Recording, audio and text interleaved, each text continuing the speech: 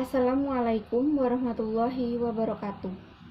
Puji syukur kehadirat Allah Subhanahu wa taala dan Nabi Muhammad sallallahu alaihi wasallam. Berkat rahmat serta taufik dan hidayahnya lah kami selaku kelompok 6 yang beranggotakan saya Amelia Soleha dengan NPM 2151010014 dan teman saya Aldi Atmawijaya dengan NPM 2151010011 dan Gustia dengan NPM 21510047 dapat menyelesaikan tugas presentasi video pada mata kuliah Sejarah Peradaban Islam dengan materi Sejarah Peradaban Dinasti Abbasiyah. Dan yang saya hormati Ibu Diah Mukminatul Hasimi MESY selaku dosen pengampu mata kuliah Sejarah Peradaban Islam. Materi yang pertama yaitu pendiri dinasti Abbasiyah. Daulah Abbasiyah tak mungkin dilepaskan dari sejarah perkembangan Islam. Dinasti ini didirikan oleh Abdullah As-Saffah, Ibnu Muhammad, Ibnu Ali, Ibnu Abdullah, dan Ibnu Al-Abbas. Abbasiyah berkuasa selama 5 abad pada 132 sampai 656 Hijriah atau 750 sampai 1258 Masehi.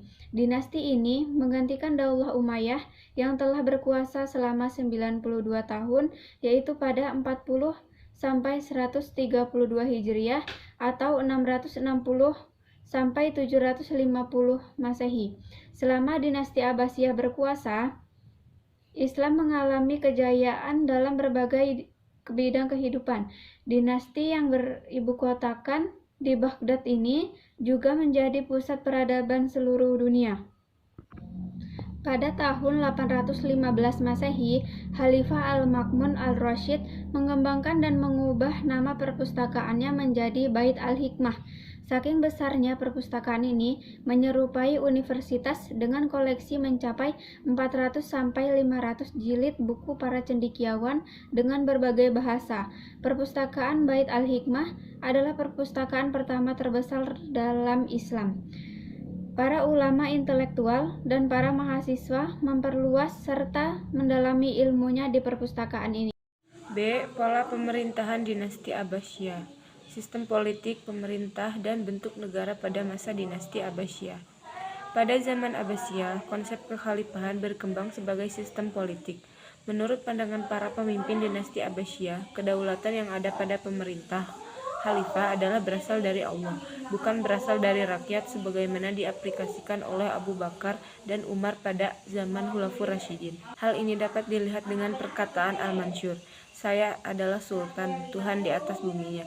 Pola pemerintahan yang diterapkan berbeda-beda sesuai dengan perubahan sosial, politik, ekonomi, dan budaya yang terjadi di setiap masa tersebut. Dinasti Abbasiyah dibagi menjadi 5 fase pemerintahan, dan sistem politik yang dijalankan oleh dinasti Abbasiyah adalah 1. Para khalifah tetap dari keturunan Arab, sedangkan para menteri, panglima, gubernur, dan para pegawai lainnya dipilih dari keturunan Persia dan Mawali.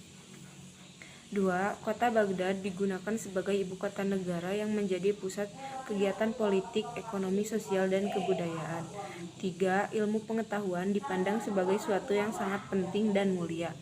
4. Kebangsaan berpikir sebagai hak asasi manusia yang diakui sepenuhnya.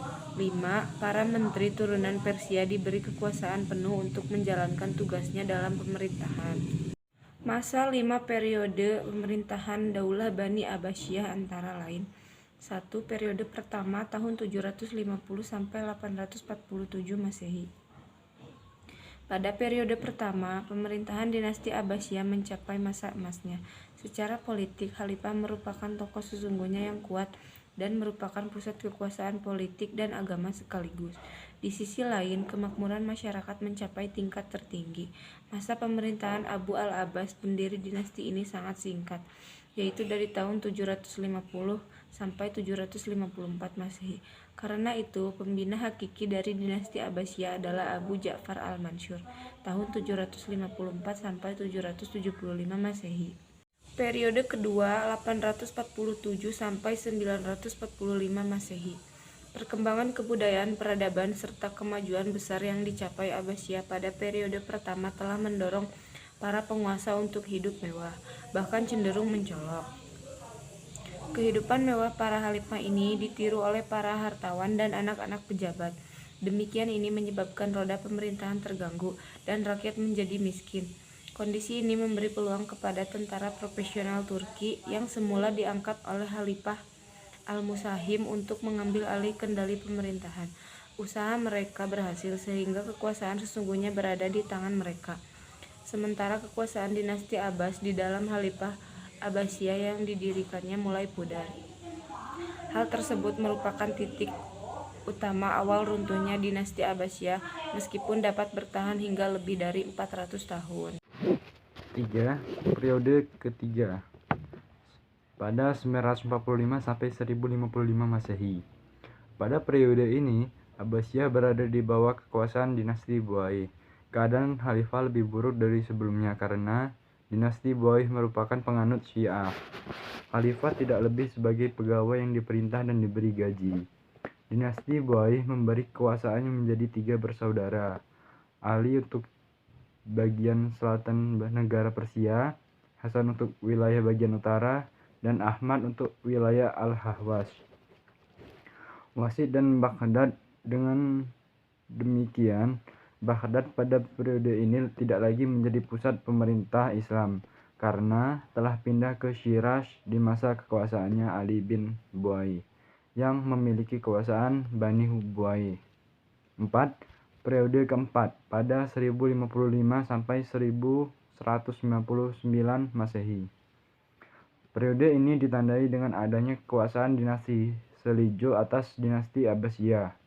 Kehadiran Bani Seljuk ini adalah atas undangan khalifah untuk melumpuhkan kekuatan Buai di Baghdad.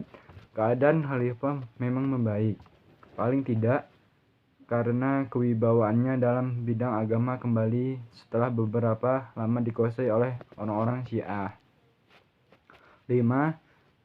Periode kelima pada 1199 sampai 1258 Masehi.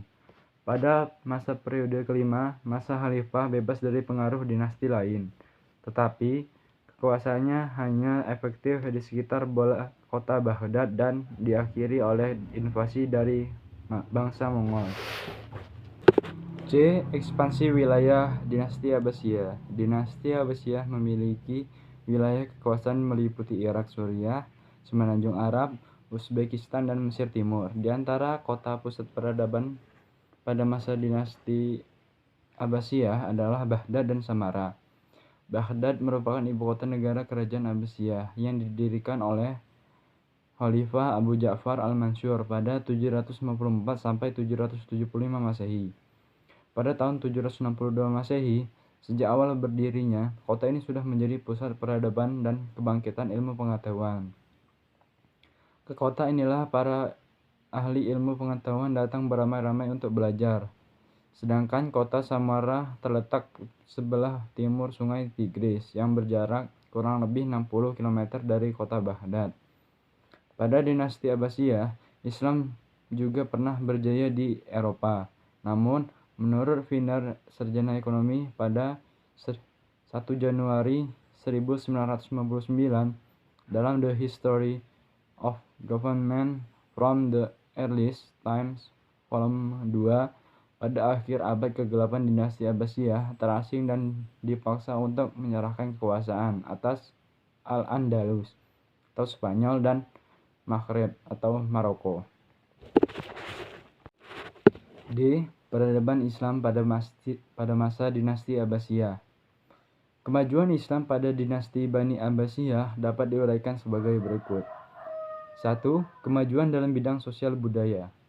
Dalam bidang sosial budaya, dinasti Abbasiyah mampu mempercantik seni bangunan dan arsitektur, baik untuk bangunan istana, masjid, bangunan kota, dan lain sebagainya. Contohnya, seperti pada istana Qasrul Zahabi dan Hasrul Khuldi, sementara bangunan kota seperti pembangunan kota Baghdad, Samarra, dan lain-lainnya. 2. Kemajuan dalam bidang politik dan militer. Agar semua kebijakan militer terkoordinasi dan berjalan dengan baik, maka pemerintah dinasti Abbasiyah membentuk Departemen Pertahanan dan Keamanan yang disebut dengan Diwanul Jundi yang mengatur semua yang berkaitan dengan kemiliteran dan pertahanan keamanan. 3. Kemajuan dalam bidang ilmu pengetahuan. Kemajuan dalam ilmu pengetahuan merupakan berkah dari kebijakan politik Bani Abbasiyah terhadap masyarakat non-Arab yang memiliki tradisi intelektual dan budaya riset yang sudah lama meliputi kehidupan mereka. Mereka diberikan fasilitas yang berupa materi atau finansial dan tempat untuk terus melakukan berbagai kajian ilmu pengetahuan melalui bahan-bahan rujukan yang pernah ditulis atau dikaji oleh masyarakat sebelumnya. 4. Kemajuan dalam agama Islam. Kemajuan dalam bidang ilmu agama terkait erat dengan peran serta para ulama dan pemerintah yang memberi dukungan kuat, baik dukungan moral, material, dan finansial. Kepada para ulama, perhatian yang serius dari pemerintah ini membuat para ulama yang ingin mengembangkan ilmu ini mendapat motivasi yang kuat, sehingga mereka berusaha keras untuk mengembangkan dan memajukan ilmu pengetahuan dan peradaban Islam. 5. Literatur. Fiksi paling terkenal dari dunia Islam adalah kitab 1001 Malam. Kumpulan cerita rakyat yang fantastis, legenda dan perumpamaan yang disusun terutama selama era Abbasiyah. Koleksi ini dicatat berasal dari terjemahan bahasa Arab dari prototipe Persia era Sasania, dengan kemungkinan berasal dari tradisi sastra India. 6. Filsafat. Salah satu definisi umum untuk filsafat Islam adalah gaya filsafat yang dihasilkan dalam kerangka budaya Islam. Filsafat Islam dalam definisi ini tidak harus peduli dengan masalah agama, juga tidak diproduksi secara eksklusif oleh umat Islam. Demikian video presentasi yang dapat kami sampaikan, kurang dan lebihnya mohon maaf, dan semoga hasil presentasi materi kami dapat menambah wawasan dan pengetahuan kita semua tentang sejarah peradaban dinasti Abbasiyah. Saya akhiri, wabillahi taufiq wal hidayah. Wassalamualaikum warahmatullahi wabarakatuh.